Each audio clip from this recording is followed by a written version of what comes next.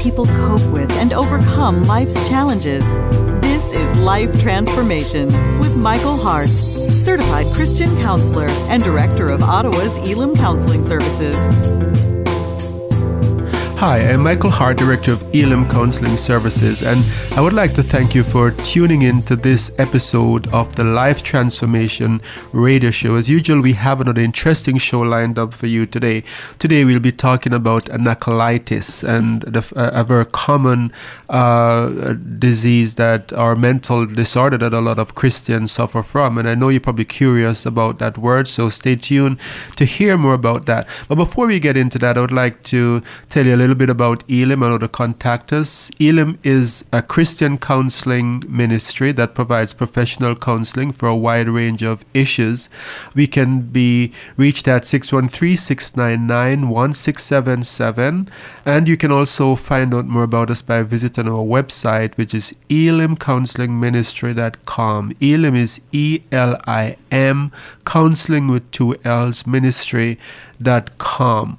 And if you want to know more about the name, we have an explanation of the name on our website. But a very common question that I get is, where does the name comes from?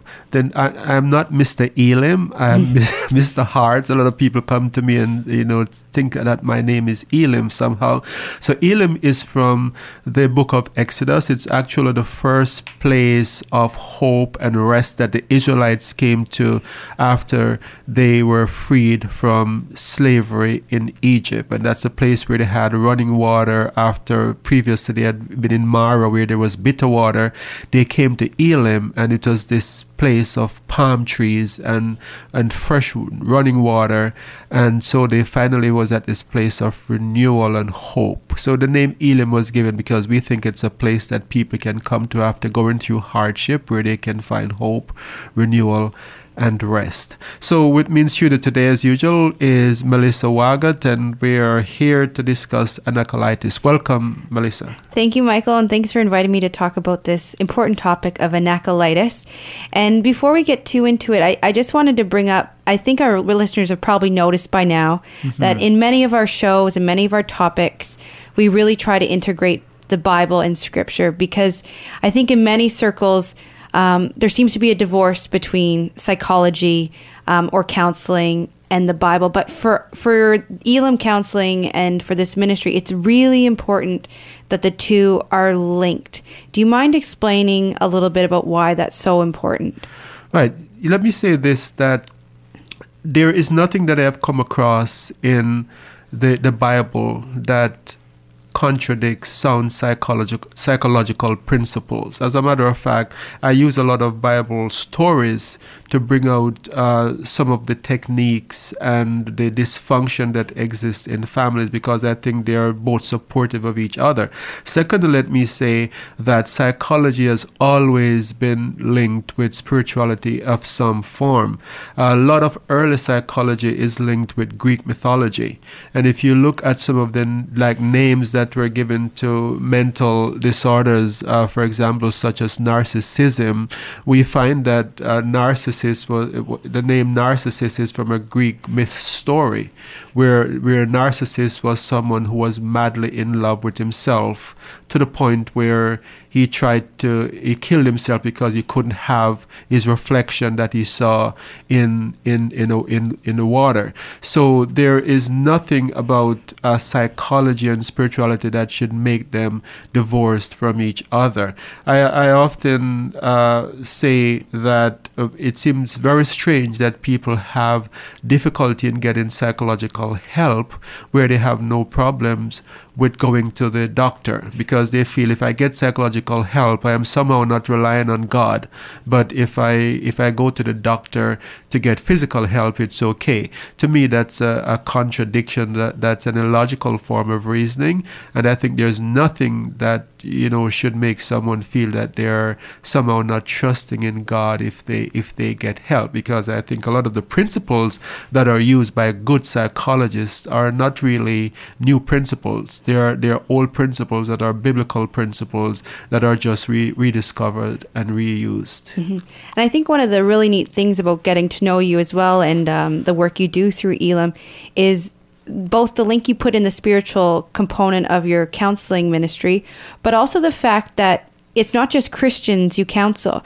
You counsel people that have no faith background. Absolutely. Or a variety of different faith backgrounds, and you're able to integrate that as well. Can you describe that a little bit more for people? Absolutely. So I see people who come to me who they're on the fringe of Christianity, for example. There are people who probably grew up in Sunday school, but something happened and they're no longer interested in church, but they have an openness to God.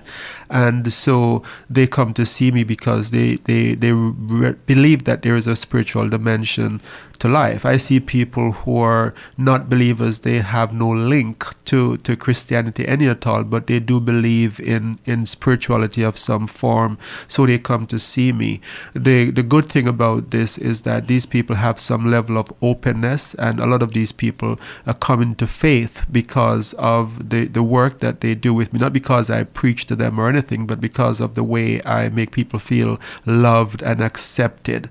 And so I think it's a very important part of our ministry to embrace people. I see people of other faith groups such as Muslims and Buddhists and so forth, because they also have spiritual beliefs, and they're looking to have a counselor who understand spiritual beliefs and who are open to accepting their beliefs. So I'm quite accepting of other beliefs as well, in as far as those beliefs help to make them whole. Mm-hmm. And so in that vein, in keeping with looking at scripture as our guide, this story and our disorder of Anakalitis has been drawn from the Bible. And so we've actually pulled this story from Numbers chapter 13, verse 27 to 33. And Michael, I see you have your Bible open and your finger on the page. You're good to go. And if you wouldn't mind just reading that story for the listeners, this is where we're going to be taking the majority of our show from the topic of Anakalitis. Okay, so this is the story of the report that was given back to Moses after the spies went in to spy out the land of Canaan. And there were two very different reports that came back. And the first report was a very negative one. So I'll just read, and then the second report was very positive. So let me read from verse 27, that's Numbers 13. It says, "They gave Moses this account. We went into the land to which you sent us, and it does flow with milk and honey. Here is its fruit. But the people who live there are powerful, and the cities are fortified and very large. We even saw descendants of Anak there." Now, for the purpose of this show, I would like you to keep that word in mind, the descendants of Anak, or the word Anak. Then skip down to verse 30. It says, "Then Caleb silenced the people before Moses and said, 'We should go up and take possession of the land, for we can certainly do it.'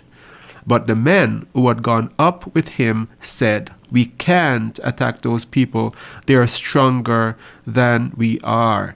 And they spread among the Israelites a bad report about the land they had explored. They said, 'This land we explored devours those living in it. All the people we saw there are of great size. We saw the Nymphalin there, the descendants of Anak come from the Nymphalin.'" There's the word Anak again.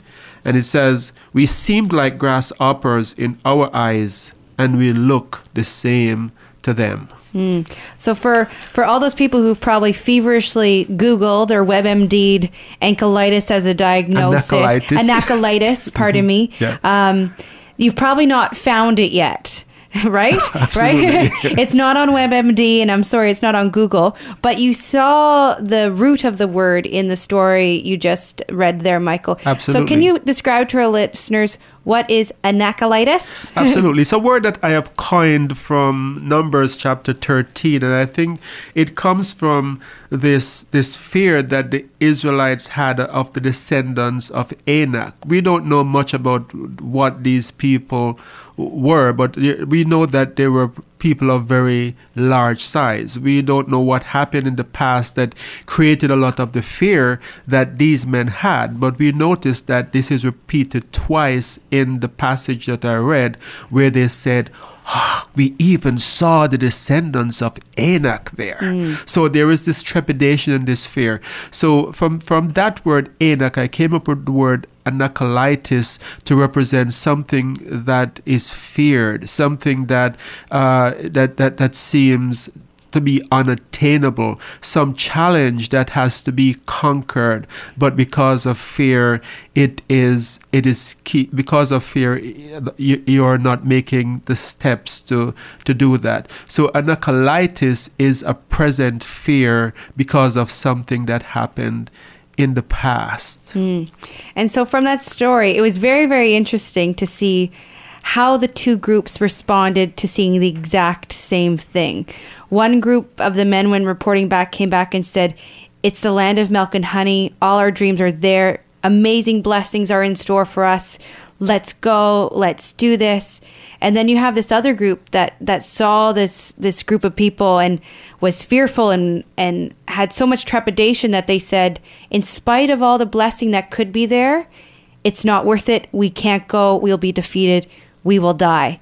So it's sort of that classic the glass half full group and the glass half empty group. Right, and I think those two polar opposites in how these men see the land of Canaan, or these men compared to Caleb, and Caleb saw the land, is symbolic of two voices that often rage in our head when God is calling us to accomplish great things, or when we have something that we know we should go after. So there is one voice in our head that says, you should go and you should do this because God is with you. God promised that with him all things are possible. Or the voice might say, you do have the qualifications to achieve this. What is it that God has prepared you for? But then there is this other voice over here is saying, you can't do that. Who do you think you are? People are not going to support you in this venture. It's going to be a failure. Remember the last time that you tried something like this 15 years ago and it didn't work? So that's the Anakalitis that's kicking in. Or it might be something like you're thinking of doing something great and something successful, but you hear your dad's voice or a teacher's voice telling you that you would never amount to anything. And so the Anakalitis kicks in and you don't go after that which God has been calling you to do. So what gives rise to these differences? Why do we have the polar opposites going, you can do it, and the other saying, don't even try, you failed before, it's going to happen again? Why do these things come up in us? Well, I think it's the negative is as a result of anxiety. I think the positive is there because all of us are created in the image of God, and there's a part of us that inherently know that we are made for greatness. We are capable of great things. There's a part of us that know that we are created to live forever. Those things are all there because God has created us with those inborn instincts in us. But I think there is the negative side, which comes from negative conditioning. And by negative condition, I mean things that have happened in our past that makes us think negatively about challenges in the present. So I see sometimes people who are in their 50s who are still very afraid of standing up in public and in speaking in public or in praying in public, because when they were in kindergarten, they remember a bad experience where they were laughed at in class when they forgot the lines of a speech that of a presentation that they were about to they should make, or the line from a play in which they were in. So these conditions, these negative conditionings stay with us, and whenever something comes up in the present that reminds us even remotely of this negative things, then that negative voice kicks in that say, remember your Anak, remember this Anakalitis, this time that you failed. And so it's important for us to acknowledge that there is this battle, this struggle that is going on internally in us. However, unfortunately, for a lot of people who find themselves stuck and unable to move towards great things, what is happening is that they have listened so long to the negative voice that it has become stronger. They have fed the negative part of their brain more than the positive part, and so the voice of God becomes a soft whisper that they can hardly hear, whereas this negative voice that says you can't is like a shout, and so it overpowers the positive side. So in this story, Caleb saw things on the positive side, and with very strong conviction that we should move forward, and this is what God's called us to. What allowed Caleb to make that stand when everyone around him was saying the contrary? Well, I think if you listen to how Caleb approached it, he, as you said, is very confident. And when he said, we should go up and take possession of the land because he said, we can certainly do it. In other words, we have the capability to do it. So what is it that made Caleb feel, is your question, what is it that made him feel he could do it? I think Caleb felt that he could do it because his mind was wired to look at the positive accomplishments of the past, not to look at the failures of the past. So these men who were saying, who in the story, who were saying, we can't do that, we can't go up, what they were doing is that they were looking at failures. They're probably remembering a past battle with the Anaks, the giants, where they weren't successful, and so that's all they can think of. But why couldn't they remember the God who parted the Red Sea? Why couldn't they also think of the great victory over Pharaoh? Why couldn't they say to themselves, a God who can take us out of Egypt can do anything? So to answer your question, I think Caleb had the kind of mindset where he was saying, the God, the great I am that took me out of Egypt is capable of giving me victory in the land of Canaan, regardless of whether or not the Anaks were there, or the descendants of Anaks were there. That's just so. I just was thinking about. So these people who did have this negative thought pattern. So this other group, they saw firsthand those things you described there, the parting of the Red Sea, like all those things that God did so miraculously and literally in front of their eyes, or close descendants. And in spite of that, they still had these negative thought patterns. Can you describe a little bit more those negative thought patterns you've identified in this story, in this group of men, and why they contributed so strongly to them not being able to move forward? I think if we think about it, we see it's a thought pattern that is very common in a lot of people who have this same kind of mindset. You talk about the fact, Melissa, that these men probably were, if they had not seen, they have heard about the greatness of what God did with parting the Red Sea, but still their focus was just on the fact that the descendants of Anak were large men, and they couldn't see past that. So what we know from research that has been done is that there is a pattern of negative thinking, a maladaptive type of thinking that is called minimization and maximization. And what this is, it's a way of thinking where people tend to minimize the positive and to maximize the negative. So these men, when they saw the descendants of Anak, their mindset was to think of how difficult it would be to live in that land if those men were there, or to take over that land if those men were there. Whereas they minimized the fact that they were also in a very difficult situation in Egypt, but God gave them a great and miraculous deliverance. But with Caleb, I think he did the opposite. He didn't minimize the positive and maximize the negative. He was maximizing the positive by saying, you know what, God took us out of Egypt, He can take us into the land of Canaan.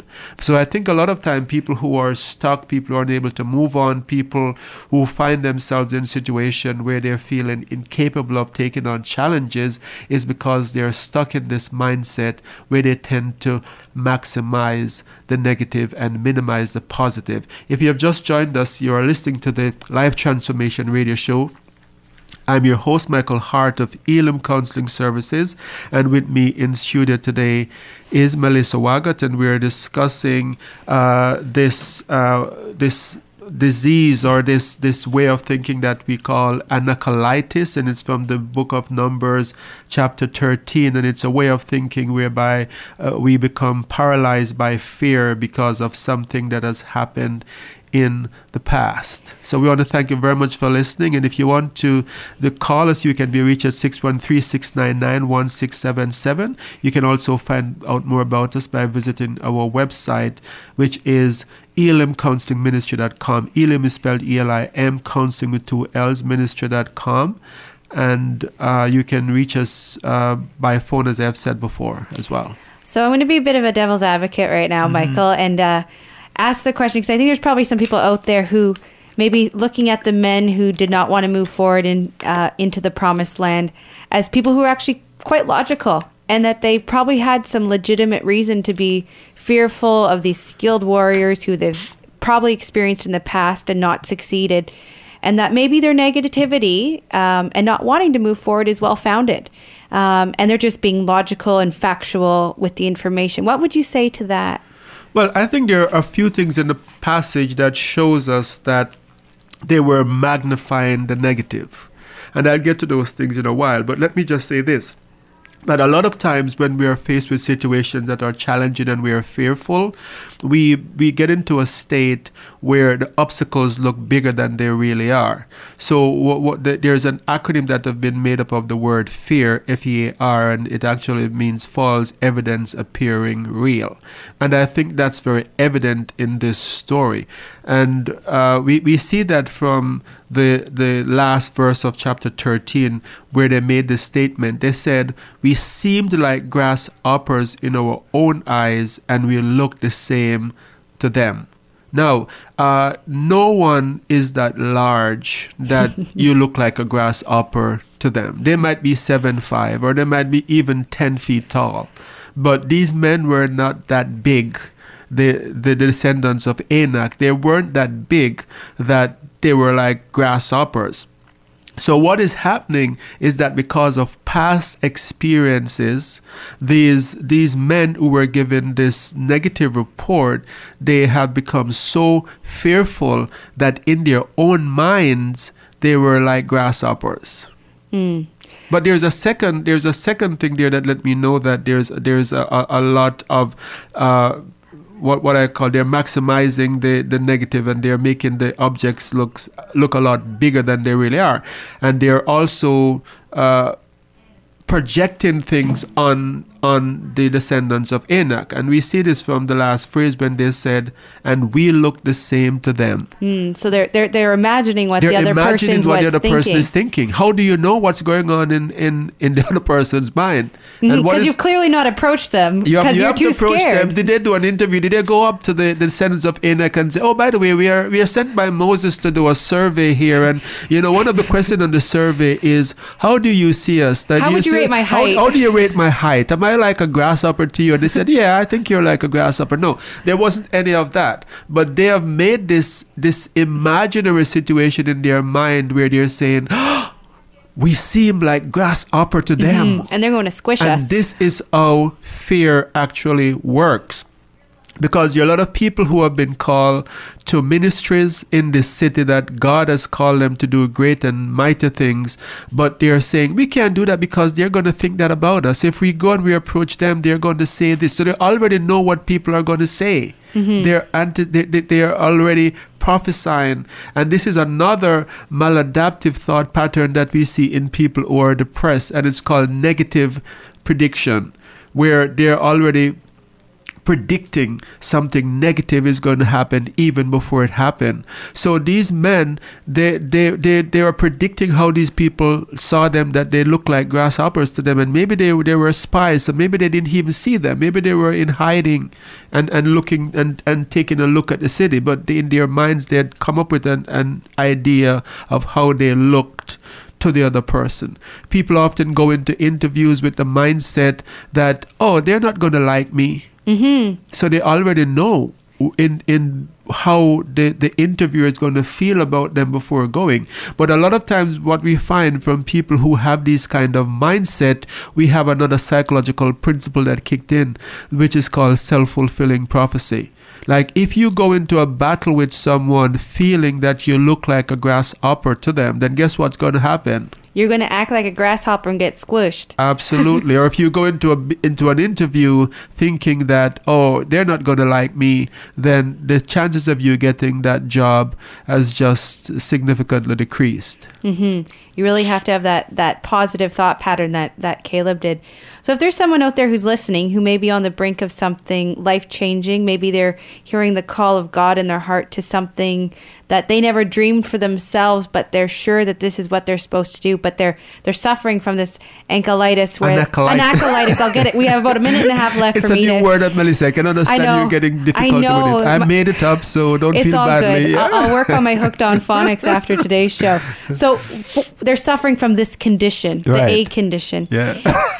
What suggestions would you give them to overcome this feeling and this fear so they can move forward into the promises that have been given to them? Well, I would say an examination of your thoughts is very important. Like, what am I thinking that is negative, right? If I'm thinking that, this can't happen, what are the reasons that it can't hapen? And then I think it's important to look at how much of that is a known fact. Like, what are you basing those feelings or those thoughts on? If you're feeling that a person is not going to like you, what proof do you have that this person is not going to like you? If you're going to approach someone about a ministry and you're feeling this person will never support the ministry, then what proof do you have that this person will not support the ministry? It's also very important for you to look at evidence that refute that. Like, are there evidence that shows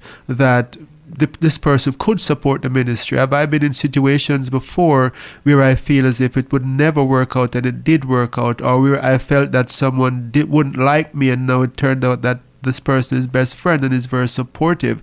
So it's very important to look for situations in the past that contradict the negative thoughts and ideas that you're having. And I've seen that we have come very quickly to the end of today's show. There are other things that I could get into, but I think we'll probably have to do this in another show at some point.